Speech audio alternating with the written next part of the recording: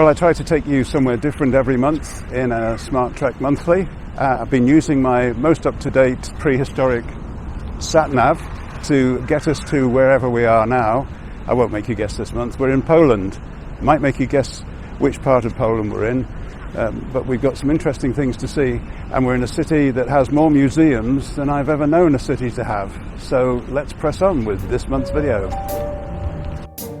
The first museum we came across, which is just a short walk from our apartment, was the World War II Museum, an unusual shape, so you're not likely to miss this. Now here's a picture of a 10,000 zloty note, which a friend of mine has a few of from when he was there in the 90s. But in 1995, Poland woke up to devaluation, and this note became worth 1 zloty. Can you imagine, New Year's Eve, you've got £100, and you wake up on New Year's Day, and it devalues by 4 zeros being knocked off, and you're left with a penny.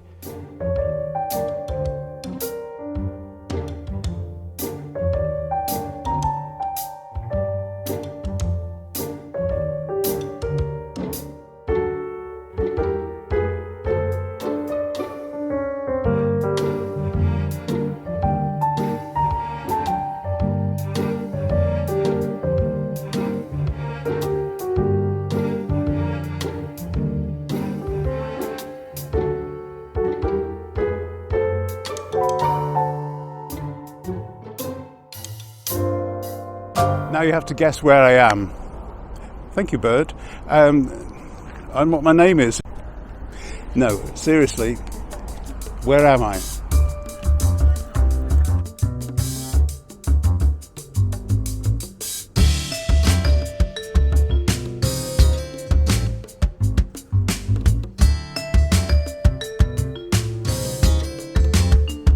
So we're in Gdansk, and the second museum we came across was the Ship Museum, and that's on the side of the river where you'll also find the Philharmonic Hall, I assume that's what they might be calling it, and various other old warehouse buildings that have been turned into hotels and so on.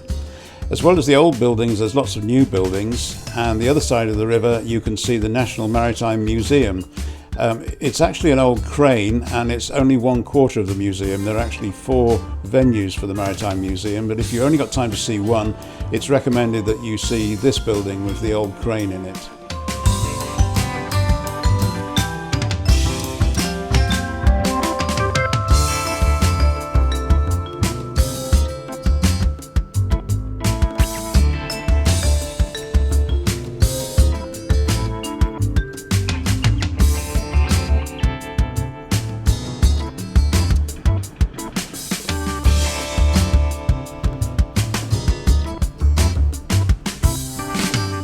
So I'm back here again, because the thing I didn't show you when we were here before was the statue of Johannes Sibelius, who was an astronomer. So the idea that I could use that map behind me as a sat-nav was a little ridiculous unless I was going to Venus and Mars or something like that.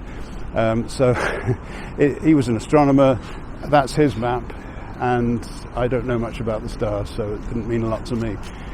However, we're on the same site as a museum of amber. This building behind here was the Grand Watermill. It sits between 2 canals and used to collect a phenomenal amount of water in its day. Built about 1350, I think it was, but it got destroyed in the Second World War, more or less. So it's since been used, as somebody said, as a prison. But since 2016 it's been the Museum of Amber, because Gdansk is the amber capital of the world, I'm told. And that building has got the exhibition in it, and we're going to go and have a look.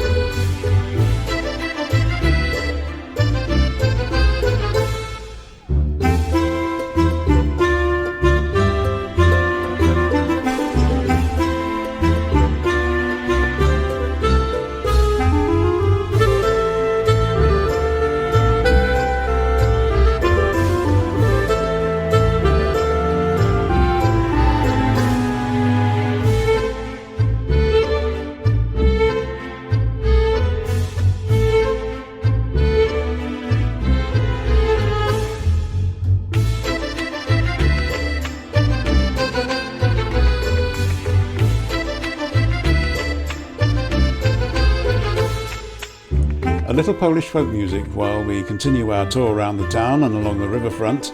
And in the streets behind the old crane, you'll find a number of amber shops and market stalls selling amber. So if you want something amber, Gdansk is definitely the place to come and find it.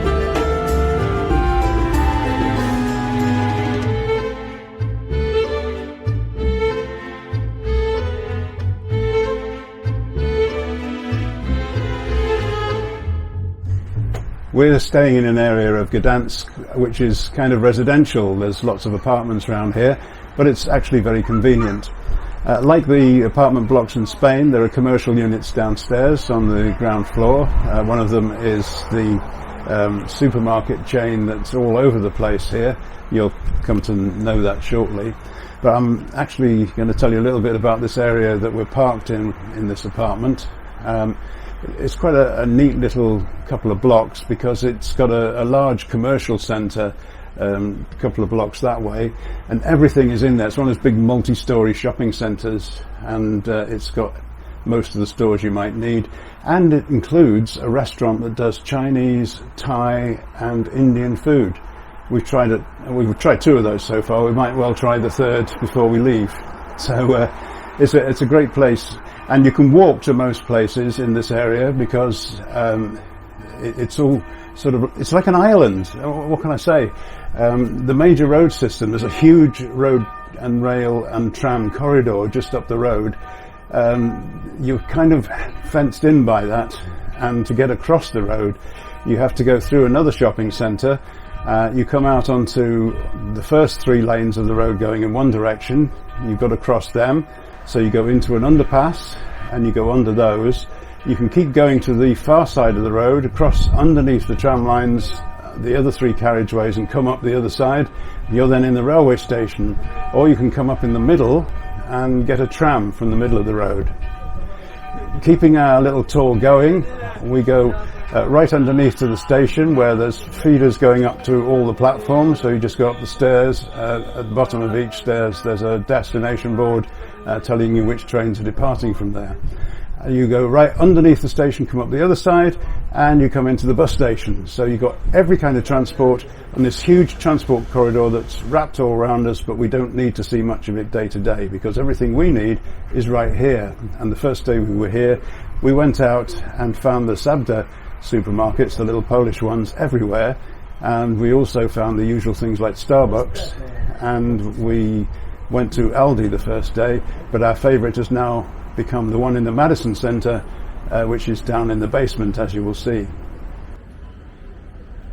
There's no doubt about it. Sainsbury's TV ads are better than ours, but our spots are cheaper, so there. Netto. Big brands, small prices. Okay, so I've come in off the balcony now because it's really cold in Poland this time of year, and Ruth was sitting inside trying to keep warm. Sorry, Ruth. So while we're inside the apartment, I guess you'd like a little tour. It's very good value for money, and these apartment blocks, as you may be able to tell by the pictures of the outside, are pretty new. I don't know if you can see this, which is a bit below my hand there. It's a huge radiator. Then we've got a double bed, and when I stay in apartments and big hotel rooms, I try and get ideas because I have, as a property person, I've got a house of multiple occupancy, and I'm always looking for new ways to improve the rooms that I rent out. And I've come across this kind of mural which is on the wall over the bed in various places. It's quite popular in Poland, but I actually came across one in Pickering in Yorkshire. There's a brand new Premier Inn there that had that kind of thing, and you can get the wall murals on Amazon. They're wallpaper. You just got to be good at wallpapering to get them up. It's not me, but I have a man who can. So the rest of the apartment, well, over behind you is the kitchen, so let's go over there. Okay, everything including the kitchen sink. That's there. A dishwasher, the quietest dishwasher we've ever known, and they even supplied us with the dishwasher tablets to use it. Everything extremely well equipped here, cupboards full of stuff. We think this is IKEA. There's a strip light under each of the cupboard units. 2 of them are empty, 2 of them got stuff in, and there are drawers down below with all the cutlery and things you'll need. And over here there's a little induction hob. There are 2 induction units there. And then on the wall over here we've got controls for all the lights in the apartment in one panel. They have their own separate switches, but we can turn anything on and off from here. So, lighting demonstration over. Now I'm going to the bathroom. You can come with me.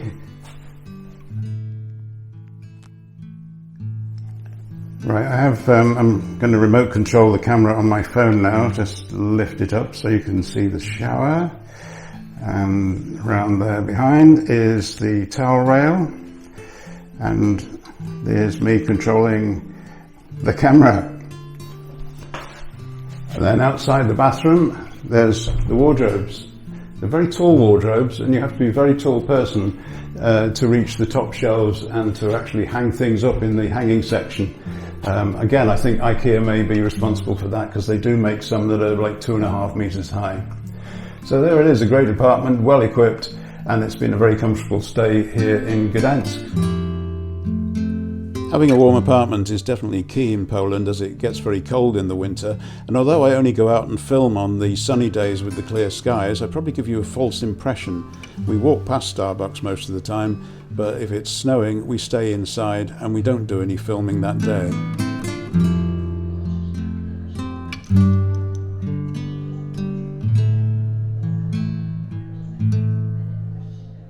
Some other things that this apartment has include this comfy chair, a decent sized dining table and some dining chairs, and high-speed internet, which I've only ever had anything this fast in Bulgaria. So obviously a lot of these Eastern European countries have got better Wi-Fi than us, well, better broadband altogether than us. So we're a little lagging in that department. Great. So all my facilities for making videos and editing are with me in Poland, and there's still a lot going on back in the UK. So let's look at Morecambe. How about Morecambe? Remember that guy Eric? He's got his statue there. There are other things going on in Morecambe which will be happening in the next few years, and I'm going to tell you a little bit about those.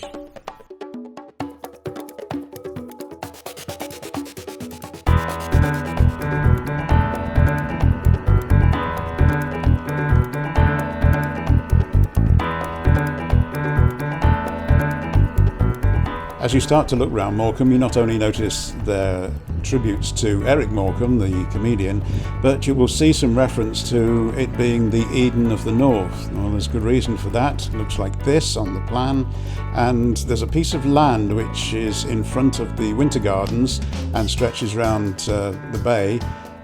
This is the land in question that I filmed a few months ago.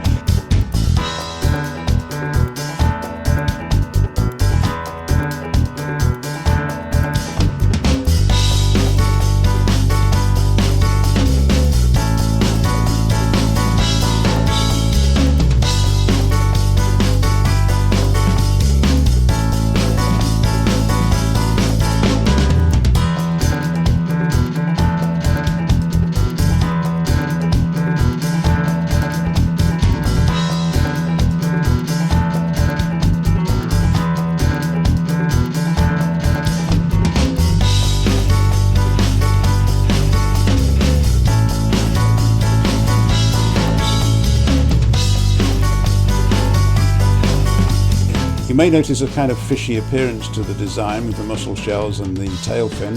It's right on the beach, of course, so this is what they plan for their new Eden Project North.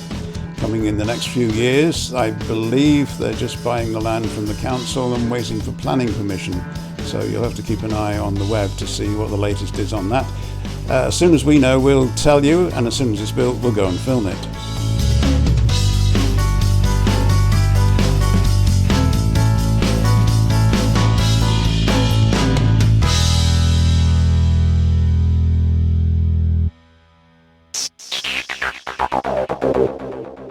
A couple of little railway snippets now, but these are actually mainly about food. Food that you can get on railway stations where you wouldn't expect. I think it's quite well known that Staley Bridge Station, just outside Manchester, has got one of the oldest pubs in Britain, still running on the platform. So I had a quick look at that, but it was closed when I went. A surprise for me was in Nantwich, where I got landed in Nantwich for the day and had a wander around. I went to Nantwich railway station. and found there was an Indian restaurant on the platform there.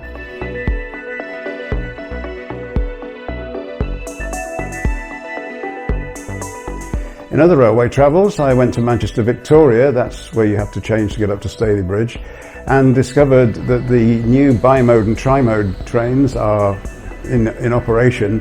If you don't know what that means, it means that they can basically run on the electric or diesel, and in some cases battery, but just the bimode at Manchester Victoria.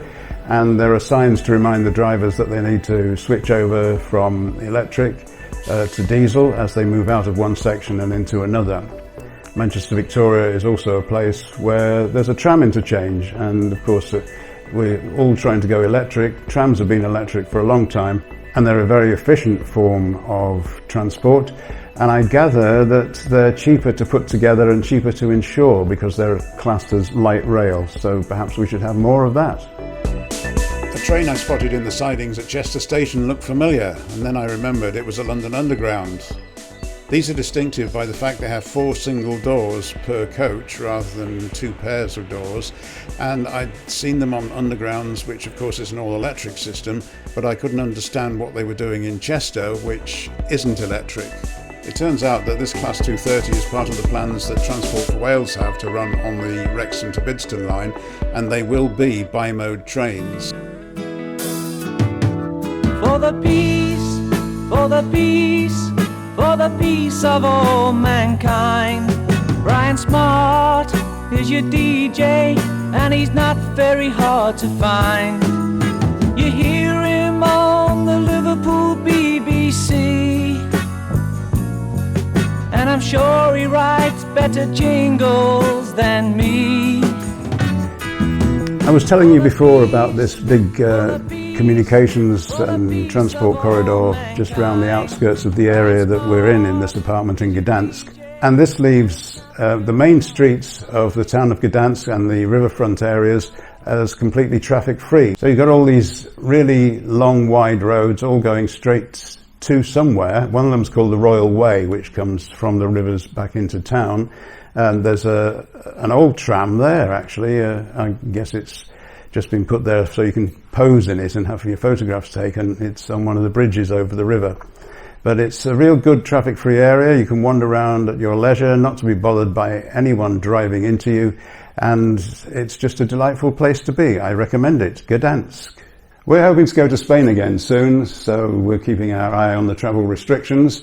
But in the meantime, I've got some video that I took on our last visit, which, and I took my drone, as some of you may have noticed. I was flying over the Marina d'Or area in Spain where we go. And somebody else was flying a drone one day, and I was just using my little pocket camera down on the front, and I went to have a look. And so I went over to the pier that they were on with their drone, and I filmed it. And they noticed me, and they flew their drone right up to me. So it was like, you know, the way 2 dogs come together and sniff each other. There's my little camera being sniffed out by their drone flying over the sea. So that was quite fun. Anyway, a little bit more video from that area to show you, and enjoy. We hope to be back there soon and bring you something new.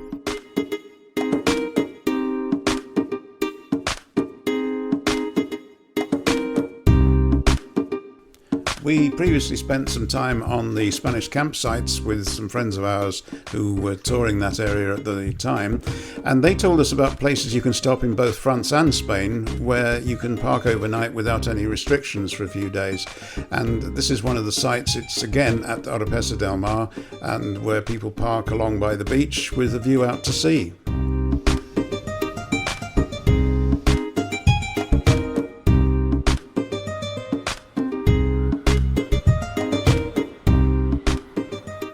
Parts of the beach were blocked off from people going on them, and we're never sure these days whether that's because of COVID. They don't think that people should be going down there, or whether it's because of all the stones, the seaweed, or the likelihood of another storm. But there are parts of the beach that you definitely are allowed on, and they're as enjoyable as ever.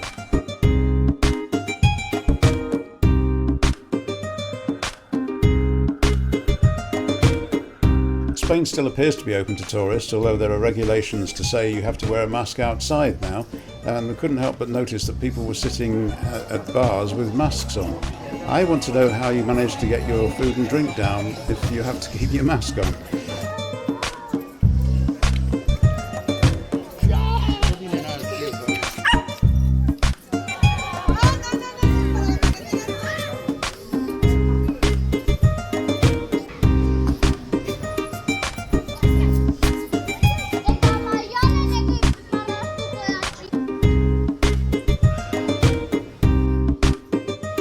And finally, for this revisit to Marina d'Or, we go into the main gardens at the resort, where the bird population seems to be larger than the human population, and they certainly enjoy themselves. And if you stay long enough, you'll see how they're managing to procreate and grow their population all the time.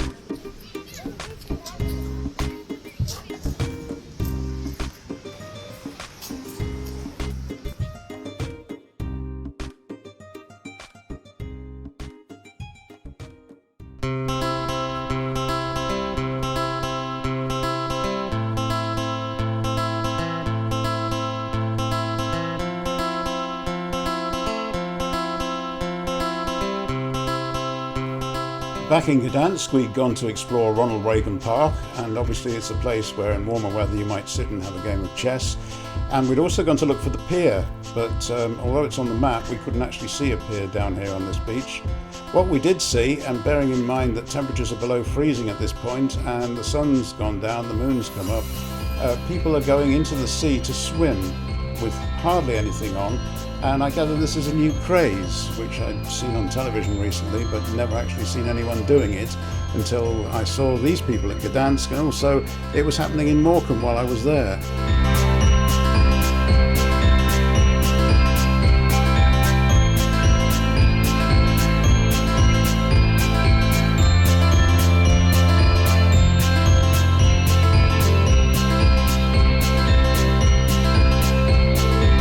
Anyway, as I said, the sun's going down here, so we headed back into the city to get our evening meal. And one of the most popular places to eat here is, of course, along the riverfront, where there are lots of bars and restaurants. So that's where we ended up, enjoying the nightlife of Gdansk by the river.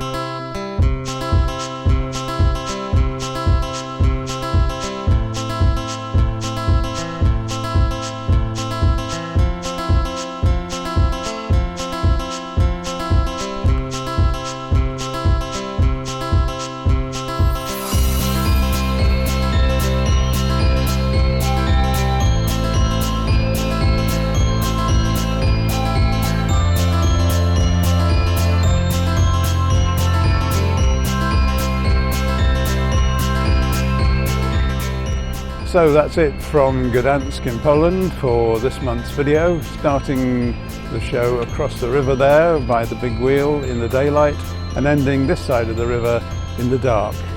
You don't want to see any more of me anyway. Until next month.